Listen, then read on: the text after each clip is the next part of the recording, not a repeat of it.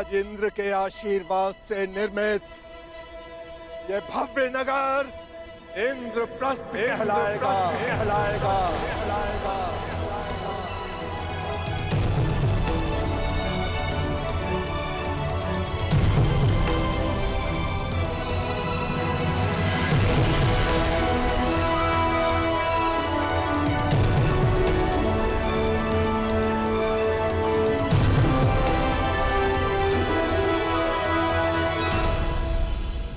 मैं ये इंद्रप्रस्थ धर्मराज युधिष्ठिर को भेंट करता हूं। मैं आपका आभारी हूं भद्र विश्वकर्मा। मैंने तो केवल अपने मुक्त होने का ऋण चुकाया है। धन्यवाद के पात्र तो वासुदेव कृष्ण है। मेरा आभार स्वीकार कीजिए वासुदेव। मैं युधिष्ठिर से धन्यवाद नहीं स्वीकार करूंगा।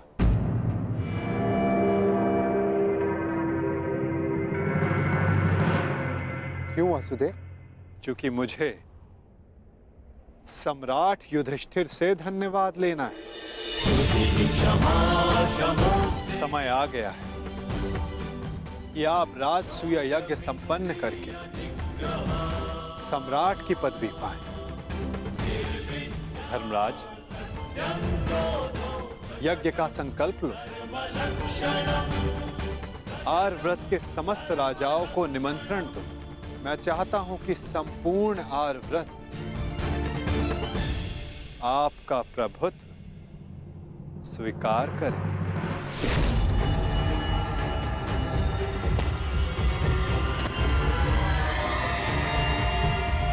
वो महाअभिमानी भी जिन्हें लगता है कि पूरे संसार में उनका कोई तोड़ नहीं।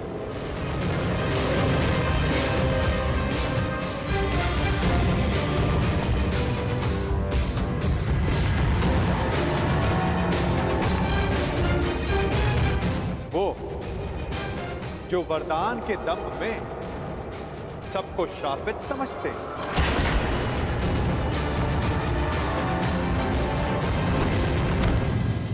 वो जिनका प्रारब्ध इस राजसूय यज्ञ से जुड़ा है। आइए आइए छेदी नरेश, स्वागत है आपका।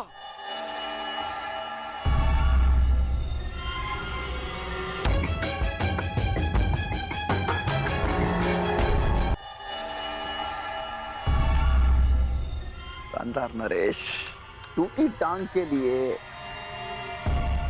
चिकित्सक से परामर्श ली या अब भी बतख की तरह खिला के चलते हैं?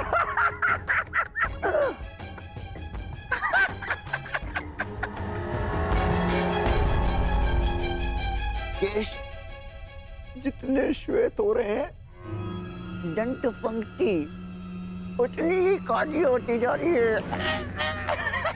नरेश, कदाचित आप भूल रहे हैं कि आप किसका उपहास कर रहे हैं। क्षमा करना महाबली सर्वशक्तिशाली दुर्योधन, हमें अभी भी स्मरण हुआ। अभी उपहास तो आपका करना चाहिए। क्या? सर्वप्रथम पांचाल नरेश ने आपका उपहास किया। पांचाली के स्वयंवर में उपहास हुआ आपका, और जब आप महाबली सर्वशक्तिशाली सम्राट दुर्योधन बनने वाले थे, उस समय युधिष्ठिर ने मुकुट छीन लिया।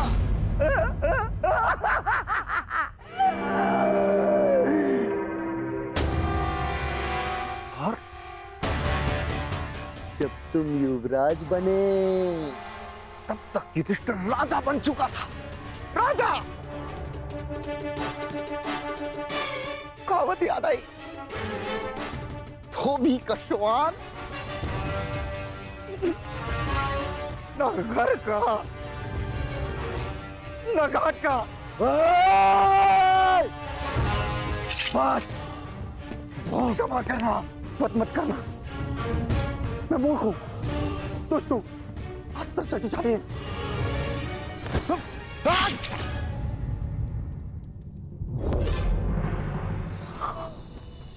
जुगल क्षमा करना।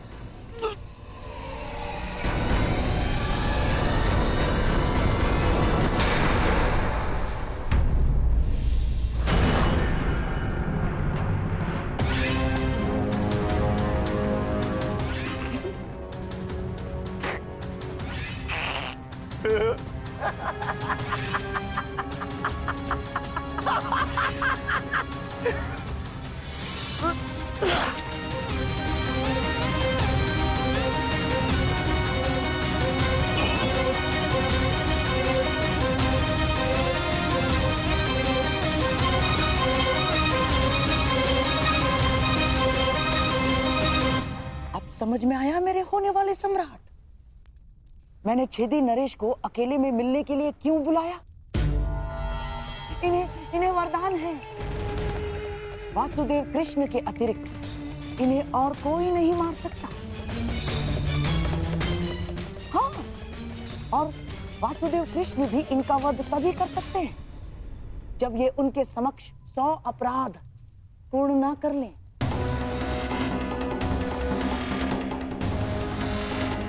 उस वासुदेव कृष्ण के हर छल का उत्तर है ये। छेदी नरेश शिशुपाल।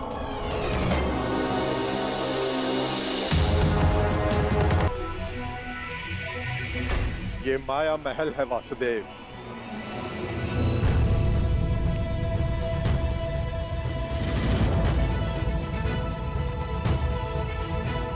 अद्भुत भद्र विश्वकर्मा, बहुत ही सुंदर भवन है।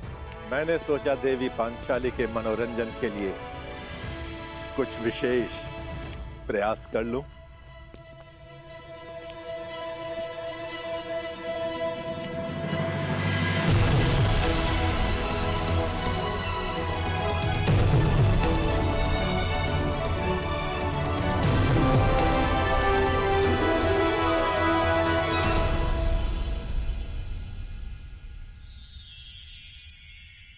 यहां जो जैसा दिखाई दे रहा है वो वैसा कदापि नहीं है।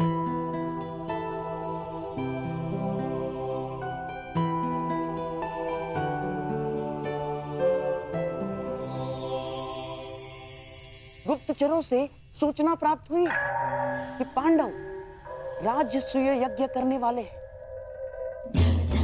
और आप भी वहां जाएंगे। यद्यपि कृष्ण के मित्र मेरे स्वाभाविक शत्रु हैं, हाँ। परंतु पिता के आदेश के कारण जाना होगा। तो कुछ ऐसा कीजिए ना कि आपके स्वाभाविक शत्रुओं का प्रयोजन विफल हो जाए। नीति कहती है कि यज्ञ में निमंत्रित अतिथि का अतिथेय द्वारा अपमान हो जाए तो यज्ञ भंग हो जाता है।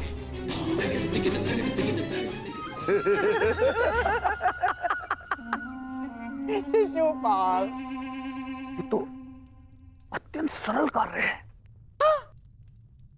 गांधार नरेश, आपने तो वो कार्य बता दिया जिसमें मुझे सर्वाधिक आनंद की अनुभूति होती है। अपमान।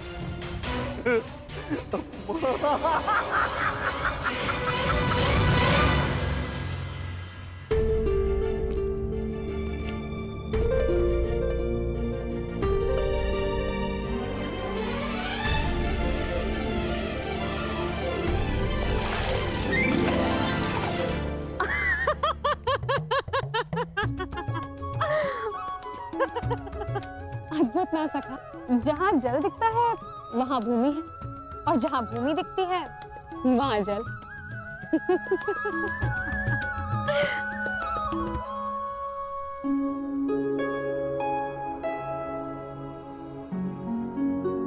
सखा, आप मेरे हाथ पर क्रोधित तो नहीं है ना? सखा हूं, क्रोधित कैसे हो सकता हूं?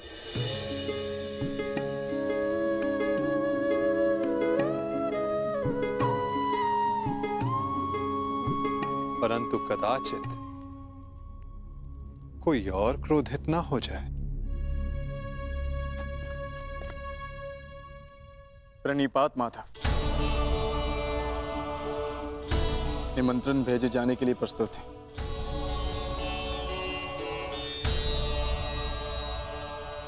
तो पहला निमंत्रण हस्तिनापुर जाएगा।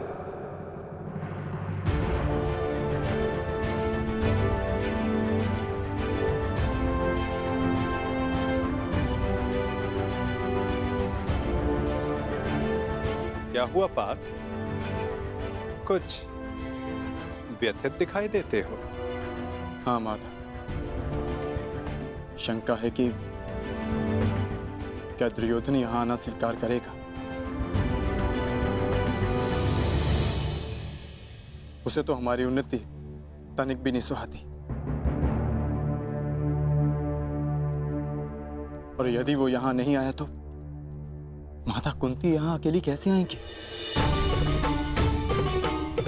प्रयास करना हमारा कर्म है पार्थ, और ये कर्म बिना परिणाम सोचे करना होगा। कदाचित फल हमारे हित में हो। मैं हस्तिनापुर निमंत्रण स्वयं लेकर जाऊंगा, क्योंकि केवल माता कुंती को नहीं, तुम्हारे कुछ और संबंधियों को भी यहां लेकर आना है।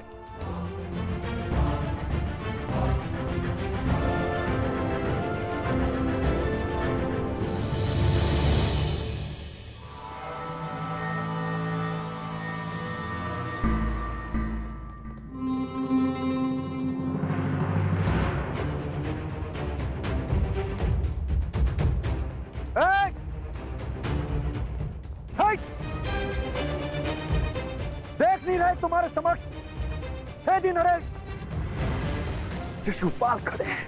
तो 6 दिन नरेश तुम भी जान लो कि तुम अंगराज कर्ण के सामने खड़े हो। तो तुम हो अंगराज कर्ण।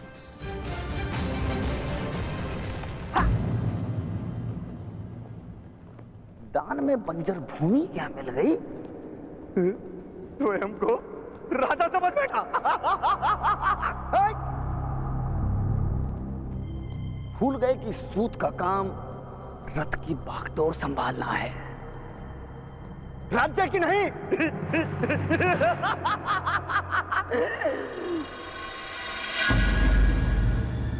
लगता है घर पर वचन देकर आए हो कि जीवित नहीं लौटोगे।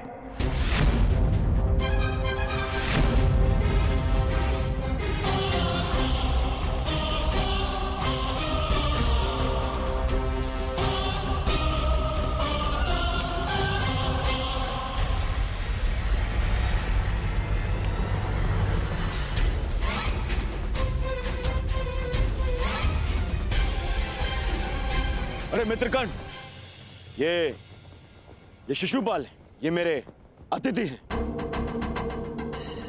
और मेरे मित्र भी, और इस नाते से आप दोनों भी मित्र ही हुए।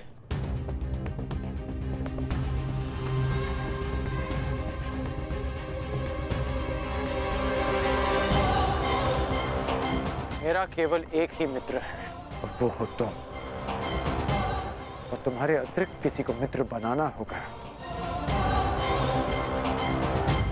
तो इस बार चयन में सावधानी बरतूंगा।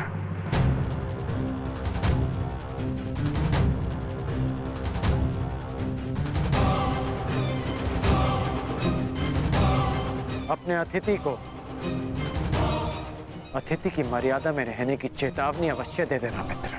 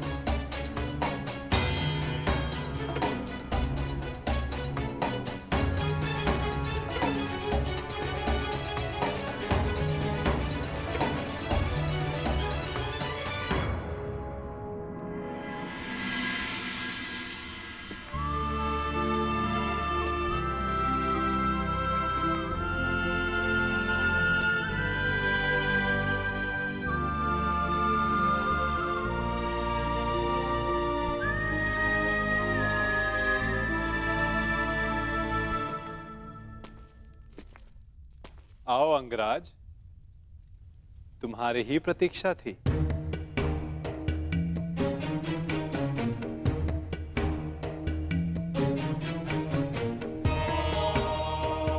क्षमा कीजिए वासुदेव, मुझे ज्ञात नहीं था कि आप भी यहाँ हैं। कोई समस्या नहीं मित्र। बहुत कुछ है जो अब तक सबको ज्ञात नहीं, परंतु अब सबको ज्ञात होगा। मैं वासुदेव कृष्ण इस सभा में उपस्थित समस्त जनों को अपनी और राजा युधिष्ठिर की ओर से प्रणाम करता हूं और उनकी ओर से आप सबको निमंत्रण देता हूं। कैसा निमंत्रण वासुदेव? अपनों को निमंत्रण आनंदो उत्सव के लिए ही दिया जाता है महाराज। आपने हस्तिनापुर का एक भाग खांडव प्रस्थ पांडवों को दिया और उन्होंने अपनी परिश्रम और योग्यता से उसे महान इंद्रप्रस्थ में परिवर्तित कर दिया।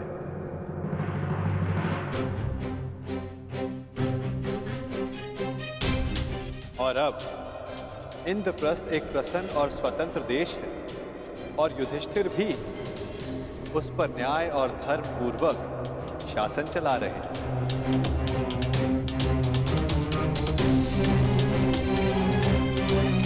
मैं हस्तिनापुर को बधाई देना चाहता हूं कि धर्मराज राजसूया यज्ञ संपन्न करके चक्रवर्ती होने जा रहे हैं और उन्होंने सादर आप सबको इस यज्ञ के आयोजन में निमंत्रित किया है।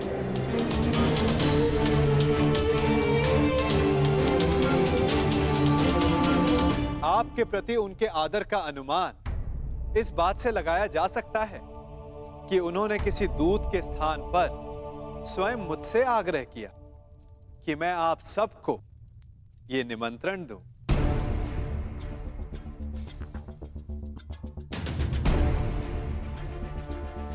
वासुदेव, यह जानकर प्रसन्नता हुई कि पांडव पुत्रों ने बंजर भूमि को इंद्रप्रस्थ बना दिया। महाराज, इस समारोह में हमारा सम्मिलित होना आवश्यक है।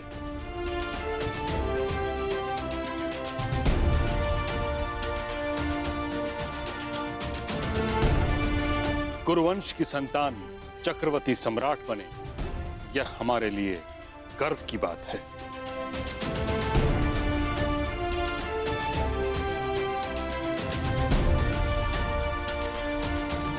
ये कुरु परिवार के लिए अवश्य गर्व की बात है ताचरी, परंतु हस्तिनापुर यदि इस यज्ञ में सम्मिलित हुआ तो क्या यह राजनीतिक रूप से उनकी अधीनता मानने के समान नहीं होगा?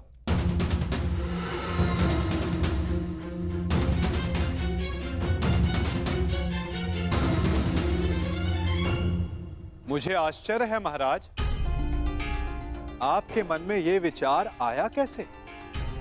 पांडव भी आपके अपने पुत्रों के समान हैं। फिर हस्तिनापुर और इंद्रप्रस्थ एक दूसरे से भिन्न कैसे हुए? पांडव सदा आपका परिवार रहेंगे और आप सदा उनके ज्येष्ठ पिताश्री, जिनकी माता ने परिवार के मान के लिए इंद्रप्रस्थ में नहीं अपितु हस्तिनापुर में रहना श्रेयस्कर समझा, वो पांडव आपको अपने अधीन बनाने का विचार अपने मन में कैसे ला सकते हैं? फिर भी निर्णय आपका है। आप चाहें तो पांडवों को अपना मानकर उन्हें आशीर्वाद दे सकते हैं,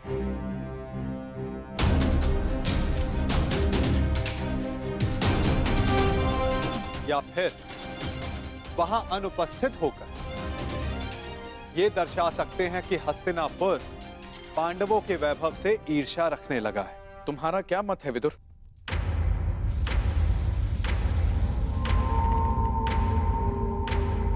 मेरा मत है कि यज्ञ में जाना उचित होगा।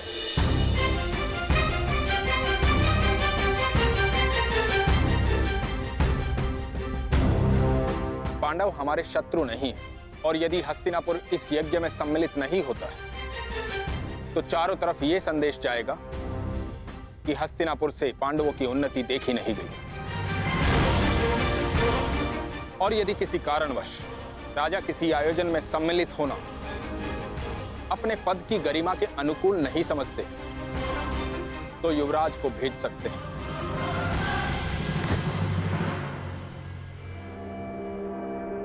यदि ताचरी और विदुर का यही सुझाव है तो हस्तिनापुर उस समारोह में अवश्य सम्मिलित होगा।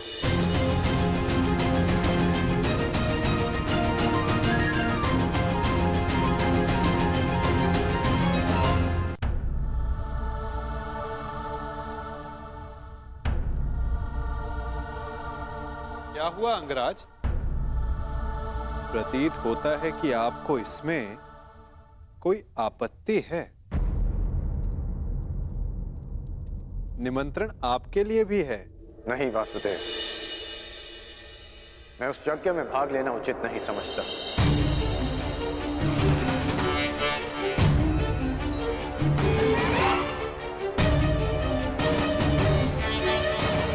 कारण? एक नहीं 3 कारण हैं। पहला, मैं युधिष्ठिर को सम्राट पद के योग्य ही नहीं समझता।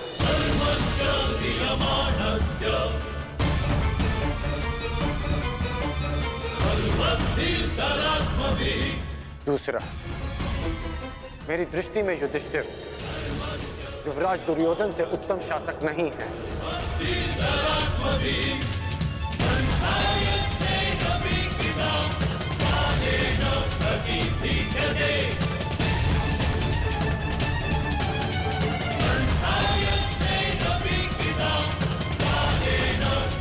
दुर्योधन नियमों में बंधकर प्रजा पर शासन नहीं करते, अपितु प्रजा के लिए नियम बनाते हैं।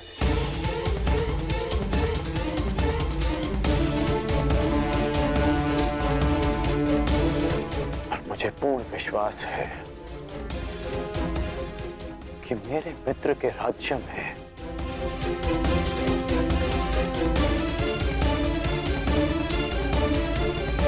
फिर से किसी शोण के मुख में